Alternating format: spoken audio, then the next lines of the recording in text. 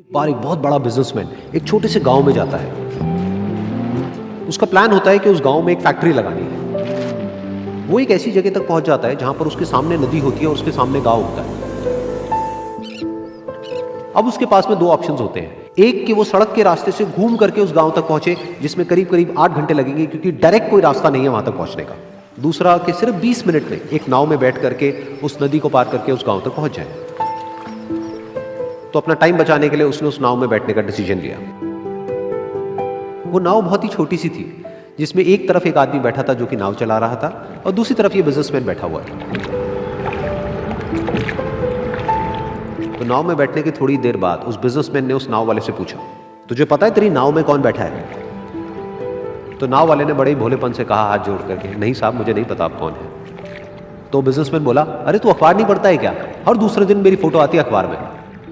तो नाव वाला बोला, अरे साहब मुझे कहाँ पढ़ना लिखना आता है, मैं बहुत छोटा सा था जब मेरे पिताजी गुजर गए थे, तो अपने परिवार का ध्यान रखने के लिए मैं बचपन से ही काम में लग गया और तभी मेरा स्कूल छूट गया।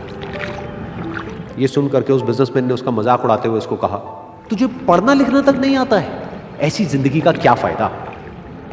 ये सुन करके उस नाव वाले को बुरा तो लगा, लेकिन उसने कुछ नहीं कहा। थोड़ी देर बाद वो बिजनेसमैन उस नाव वाले से बोला, अभी कुछ ही दिन बाद ये जो सामने तू जमीन देख रहा है, यहां पर मेरी एक बहुत बड़ी फैक्ट्री होगी जहां पर हमारे ब्रांड की मिनरल वाटर की बॉटल्स बनेगी। उस नाव वाले को बात समझ नहीं आई। उसने कहा, क्या बनेगा साहब? तो बिजनेसमैन थोड़ा सा इरिटेट होकर के बोला कि हमारे यहाँ पर पानी की बोतलें बनेंगी जो तेरे गांव में नहीं बिकेगी, लेकिन शहरों में बहुत बिकती है। अरे कभी तू शहर गया होगा तो तूने देखी होगी पानी की बोतलें रखी होती है दुकानों पर। फिर वो नाव वाला बोला, अरे साहब मुझे कैसे पता होगा, मैं तो कभी इस गाँव से बाहर गया ही नहीं। फिर वो बिजनेसमैन उसके ऊपर हंसते हुए बोला, तू कभी इस गांव से बाहर तक नहीं गया, तुझे पता ही नहीं कि शहर क्या होता है? अरे ऐसी जिंदगी का क्या फायदा? उसकी ये बात सुन करके उस नाव वाले को सच में लगने लगा कि मेरी जिंदगी शायद किसी काम की नहीं है। अपनी इस सोच की वजह से उसका नाव से ध्यान हटा और तभी नाव की टक्कर हो गई एक बड़े से पत्थर से, जिसकी वजह से नाव में पानी भरने लगा और नाव डूबने लगी। उस जगह पर पानी बहुत ही गहरा था और किनारा दूर था।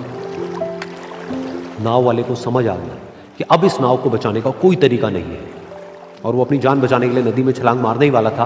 तभी उसने उस बिजनेसमैन से पूछा, साहब आपको तैरना तो आता है ना? तो बिजनेसमैन घबरा करके बोला, ऐसा क्यों पूछ रहे हो, मुझे तैरना नहीं आता है। उसकी ये बात सुन करके नाव वाले को हंसी आ गई और वो बोला, अरे साहब आपको तैरना तक नहीं आता, ऐसी जिंदगी का क्या फायदा? ये सुन करके उस बिजनेसमैन को अपनी गलती का एहसास हुआ और वो हाथ जोड़ करके उस नाव वाले से बोला, तुम जो कहोगे मैं तुम्हें दूंगा, बस मेरी जान बचा लो।